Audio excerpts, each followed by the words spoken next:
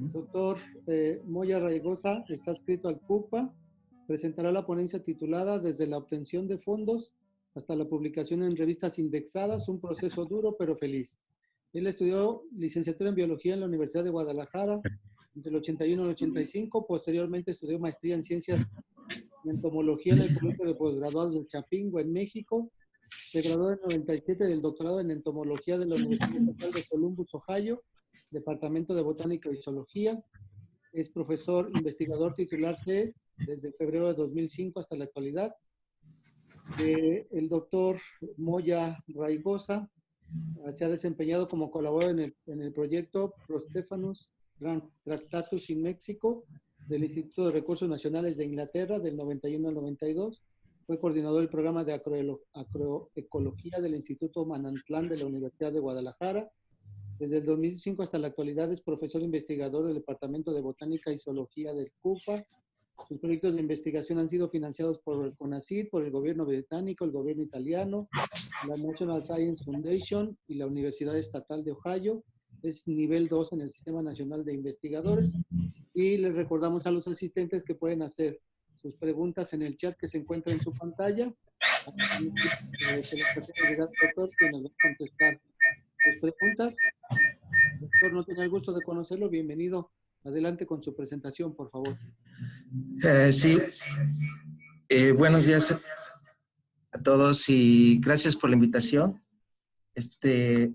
Vamos a hablar un poco sobre la parte de la ciencia, todo el proceso desde las ideas, obtención de dinero, hasta la parte de publicación en revistas indexadas. Entonces, bueno, como dice ahí, es un proceso duro pero feliz. Duro porque hay que pasar por una serie de tamices, desde obtener dinero hasta la publicación de revistas. Bueno, entonces la estructura de la plática es la siguiente. Tenemos en primer lugar lo que sería puntos iniciales como las ideas que existen, los presentimientos de lo que pueda ser un proyecto de investigación, las observaciones y tenemos también datos preliminares. Entonces, después de eso tenemos cómo se obtienen los fondos. Los fondos creo que son de dos tipos.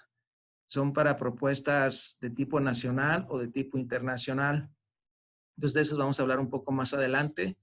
Y la otra parte de la plática es el desarrollo de proyectos de investigación y vamos a hablar de los posibles problemas que se dan durante el desarrollo de la investigación y más que todo ver cómo se soluciona ese tipo de problemas.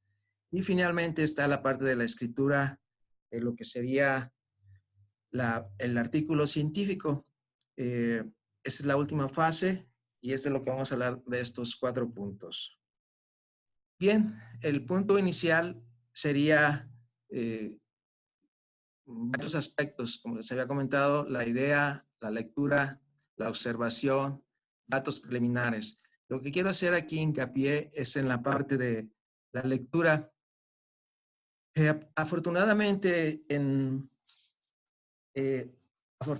tenemos una buena base de datos en cuanto a la obtención de literatura científica y vi que en este evento están inscritos muchos jóvenes y voy a hablar una especie de lenguaje un poco sencillo y a veces un poco más profundo para tratar de entender la importancia de lo que tenemos de recursos en la Universidad de Guadalajara, por ejemplo.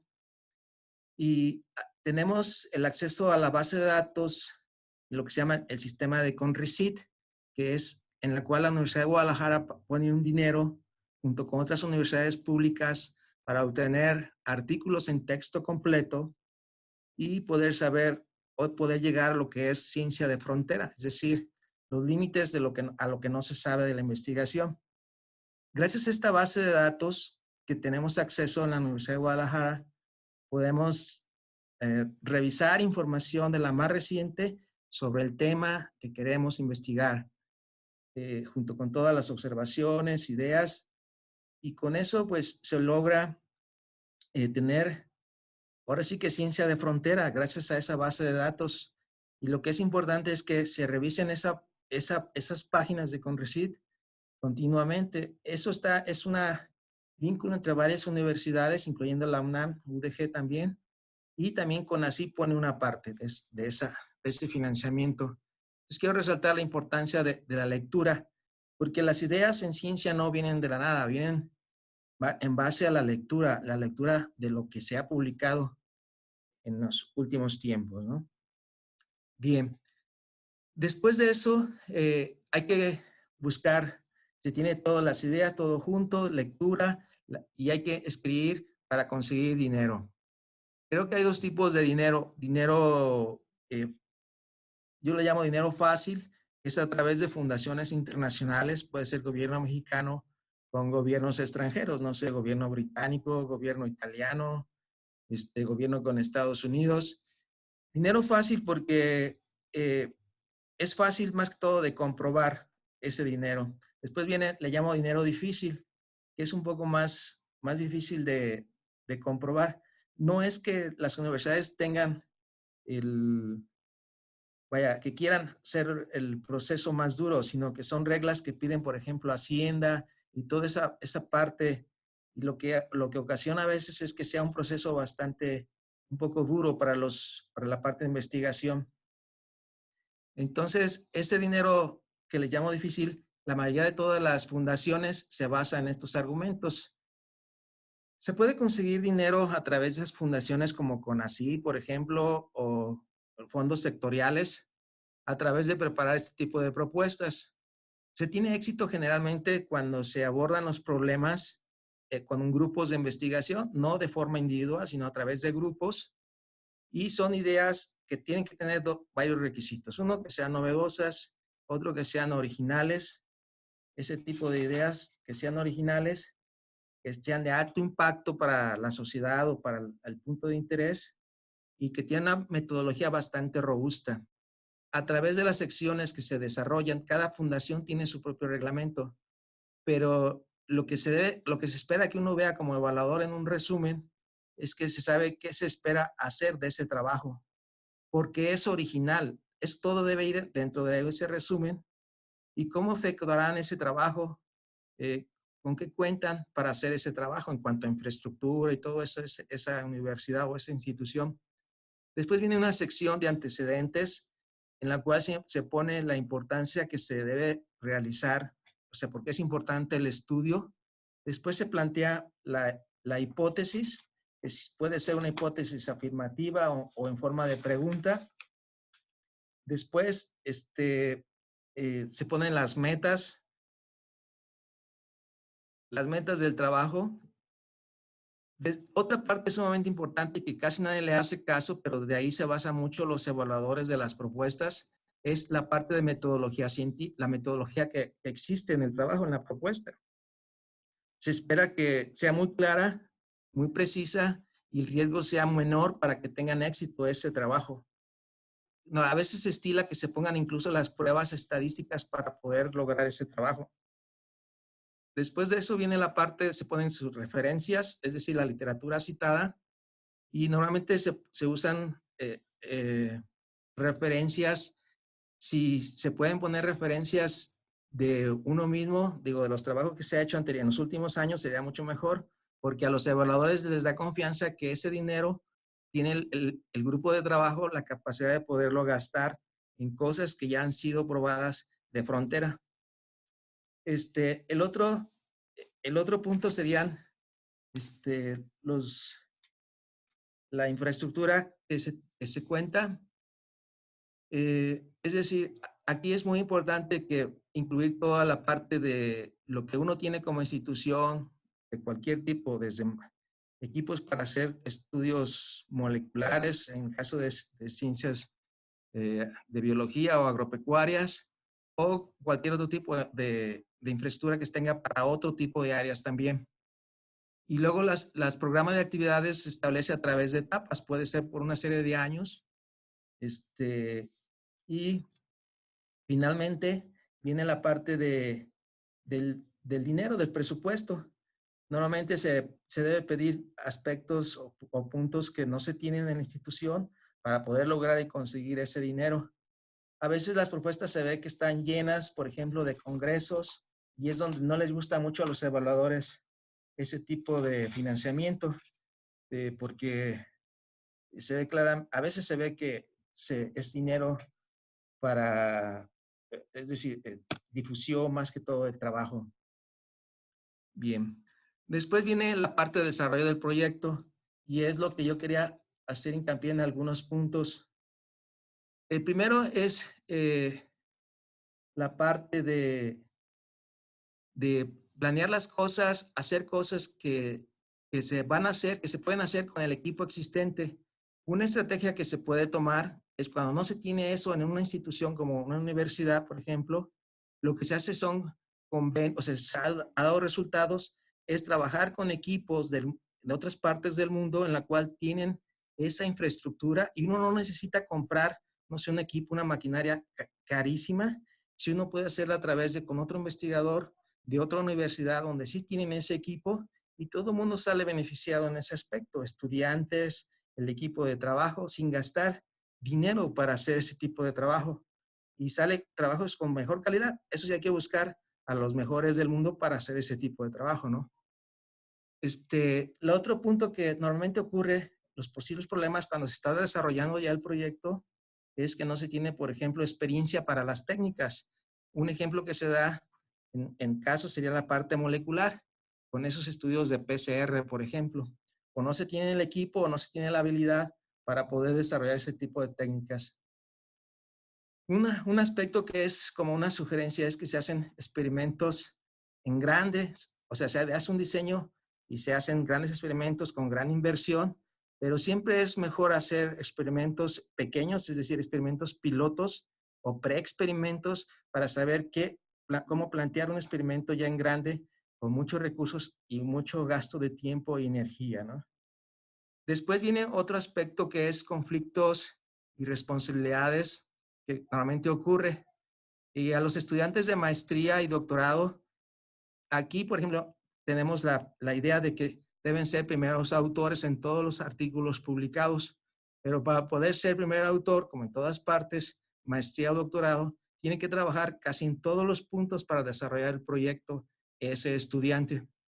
Entonces, sí, bueno, queremos que sean líderes y esos líderes pues deben ser manejar todos los puntos, ¿no?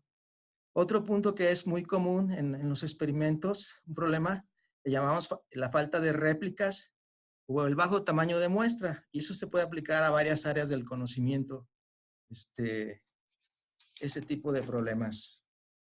Bueno, finalmente empezamos con la parte más interesante y que a muchos no les gusta, la parte de escritura del artículo científico. E incluso ese tipo de detalles se puede notar no solamente en estudiantes mexicanos, sino también en estudiantes, por ejemplo, que tienen como la lengua materna el inglés, pero no les gusta hacer ciencia. Pero la parte de ciencia, yo creo que es una parte muy análoga a lo que es la parte del arte. Entre ciencia y arte, en el fondo, tal vez no haya mucha diferencia, pero generalmente se ha enseñado, o sea, piensa que el científico es una persona aislada, encerrada, pero en realidad hay mucha convivencia con la parte del arte y ciencia, hay mucha relación.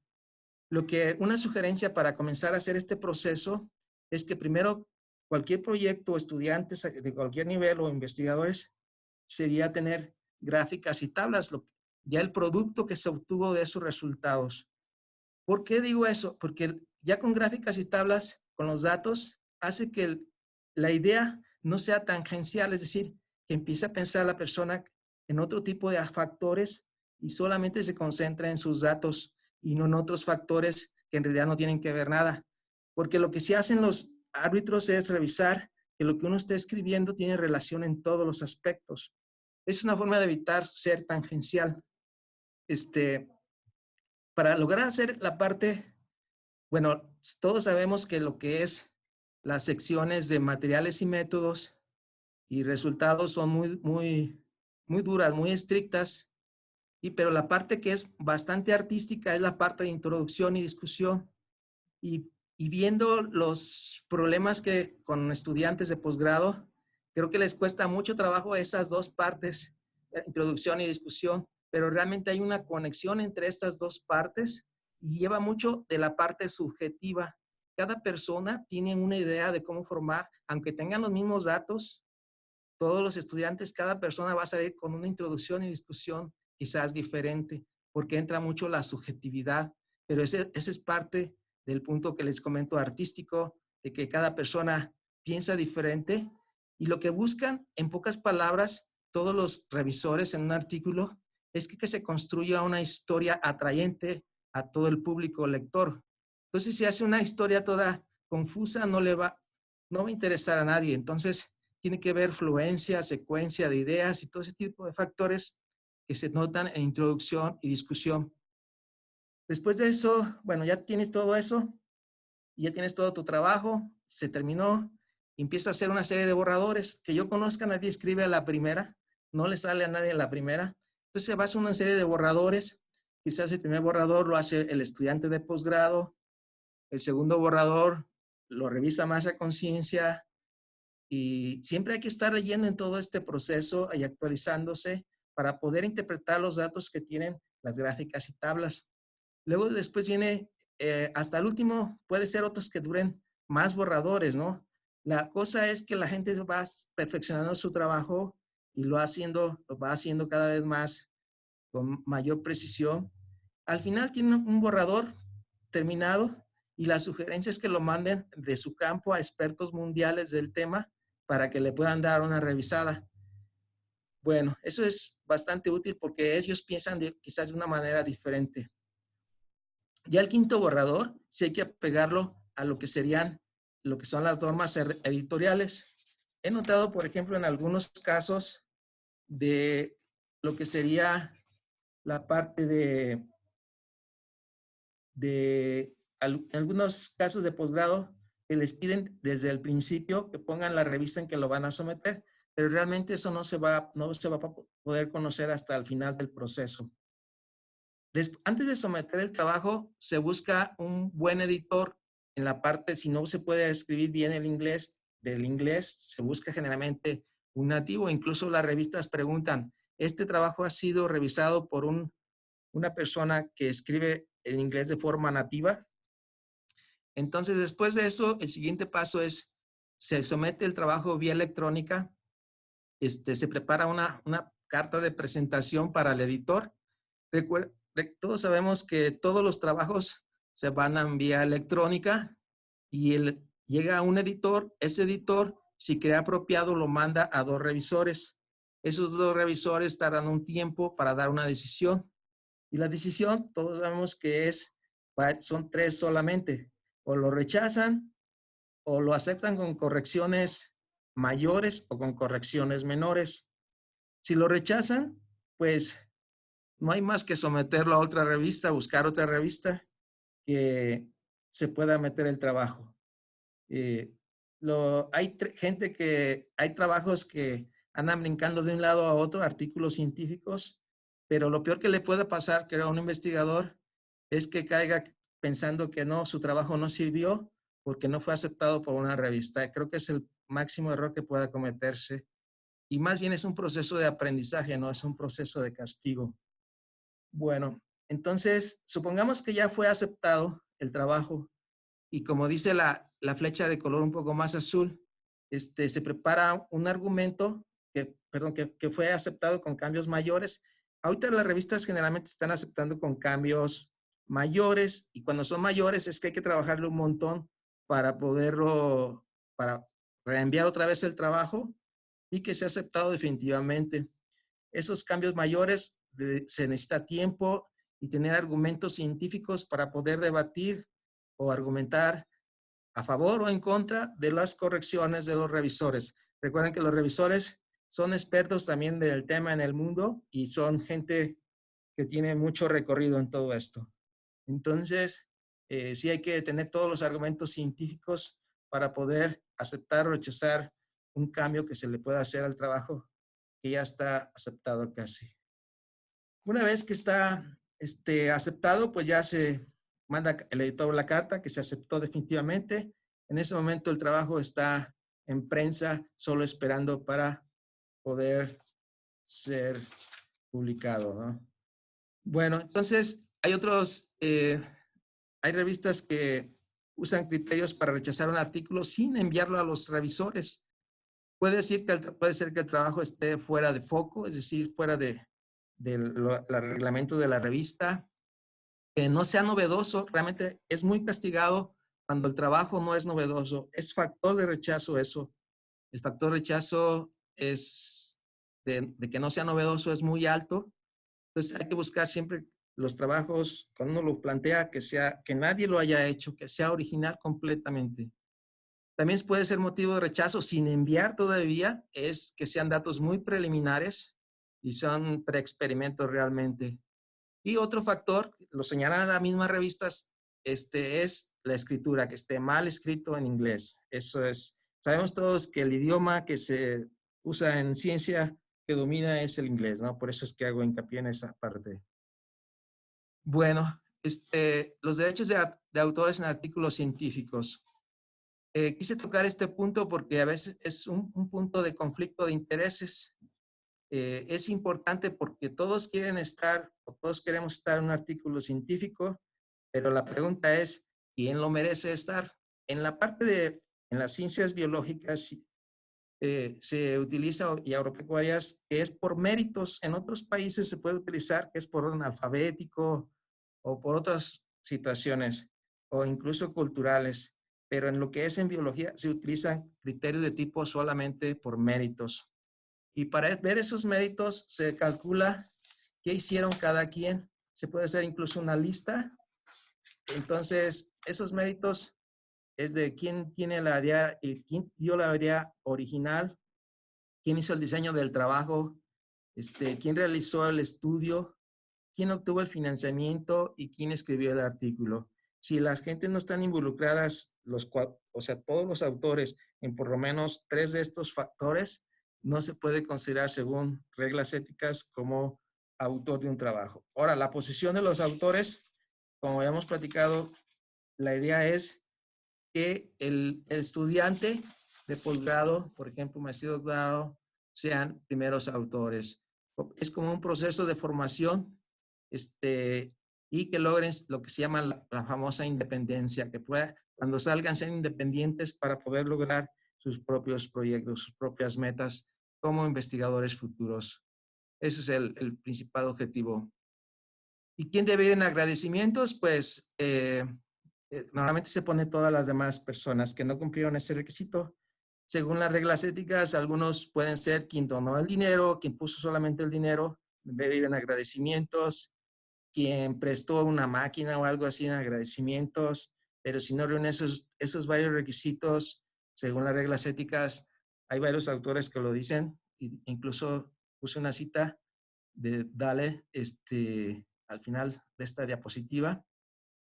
Lo que pasa es que entre más autores hay en un artículo científico, incrementa lo que es las disputas por las autorías y también incrementa lo que se llaman autorías honoríficas, es decir, alguien nada más por ser renombrado debe estar en un artículo. Eso se llaman autorías honoríficas y eso, según los autores en la parte ética, hay que tratar de evitar todo el tiempo. Hay varias violaciones éticas en la ciencia, es como fabricación de datos, el plagio, el conflicto de intereses, y las autorías es uno muy peleado, especialmente en México, que tenemos la presión del Sistema Nacional de Investigadores y sabemos todos que ahí es muy importante los autores de los trabajos. Esos serían mis comentarios, son solamente, como les digo, es un proceso, lo traté de simplificar, pero este punto de vista es mío, digo, es lo que yo pienso, pero en otras áreas puede ser diferente, será diferente, y las estrategias igual pueden ser diferentes. También lo que estoy platicando cae mucho en la subjetividad y las estrategias de cada investigador para hacer las cosas. Entonces, eso es todo. Gracias, doctor, por compartir sus ideas. Sin duda, una serie de aspectos que menciona por las presiones que tenemos del SNI, la colaboración con los estudiantes de pregrado y con los de posgrado, no se diga, tanto de maestría como de doctorado, pero ahí igual falta considerar hacérselos saber claro a los estudiantes las directrices éticas, que en este caso, como usted bien lo señala, guían por áreas, ¿no? Al final, ahora que hubo desafortunadamente tantos colegas de la UDG que salieron del SNI, se comentó el caso de Watson y Crick de la famosa doble hélice, ¿no? Con los criterios del SNI, los segundos autores probablemente no hubieran permanecido. Y bueno, una serie de consideraciones que no quisiera abordar ahorita. Quiero preguntar si hay preguntas de parte del público para darles el tiempo a ellos. Sí, Hay una, Hay una María. pregunta en orden de Sí. facilidad. ¿Qué tipos de fondeos recomienda? Pregunta Manuel Corona. ¿Qué tipo de fondos? Sí, dice qué tipos de fondeos recomienda en orden de facilidad. De facilidad, si se refiere a fondos de tipo económico, yo realmente me iría por las fundaciones que le llaman dinero lateral, entre países, entre México, pues ya, relaciones exteriores con otros países, según sea el vínculo que ellos tengan o el interés con otros colegas de otros países. Ese es el dinero más fácil. También hay fundaciones más específicas que no piden tanto requerimiento. Es el dinero más fácil de conseguir. Se llama dinero fácil, incluso, así le llaman. Claro. Edurn pregunta, por ejemplo, cuando se comparte el crédito de un artículo con un asesor de tesis que en realidad es más de nombre que de efecto para el proyecto, ¿se agrega como autor? Claro que no. Ese es mi punto de vista, porque, y según las reglas éticas, vaya, no está, bueno, así es mi punto de vista, pero estoy reflejando lo que dicen los artículos, varios artículos de ética científica, ética en ciencia. Exacto. Mónica Espinosa Torres pregunta, para alumnos de pregrado, ¿qué aspiramos a escribir? Para alumnos de pregrado que aspiramos a escribir artículos, ¿qué bibliografía les recomienda como base para los estudiantes de pregrado que quieren escribir artículos? ¿Qué bibliografía recomienda?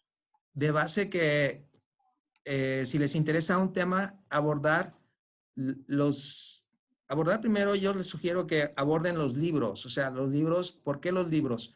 Porque son textos muy generales en la cual los autores gastan, aunque sea un poco retrasada la información, sí engloban muchos aspectos muy generales. Entonces, como para empezar a entender todo el proceso en libros generales del tema que les interesa, eso haría. Y después, si ya van poco a poco conociendo el sistema, ir a artículos científicos, pero yo no iría primero a artículos científicos, luego a artículos generales.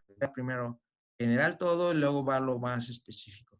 Doctor, aprovechando su experiencia y a propósito de lo que pregunta Mónica, y que sé que hay muchos estudiantes de pregrado, que reitere, por favor, la importancia de un segundo idioma, preferentemente inglés, porque se ve que eso es su especialidad en lo que usted, pero que les diga a los estudiantes la importancia de un segundo idioma. Bueno, un segundo idioma, en la ciencia, bueno, tenemos el español y el inglés, pero el idioma, pues a nivel mundial, pues está el francés, es el quizás más practicado, pero realmente el idioma rígido que está reitero, es la parte del inglés, escribirlo, pero muy bien, aunque no se puede hablar muy bien, pero el escribirlo sí es muy importante. Y aquí la necesidad, en ciencia sí es muy importante entender y leer el inglés y las políticas que lleven a eso es bueno para lograrlo. Muchas gracias a todos. Tenemos más preguntas que se están acumulando que le vamos a pedir a los organizadores le hagan llegar y le respondan a los usuarios. Tenemos la siguiente ponencia. Le agradecemos al doctor Gustavo Moya Raigosa por su presentación. Gusto en conocerlo, no tenía el gusto de haber interactuado con usted, aunque estamos en la misma universidad. Gracias por su participación, doctor. Bueno, gracias.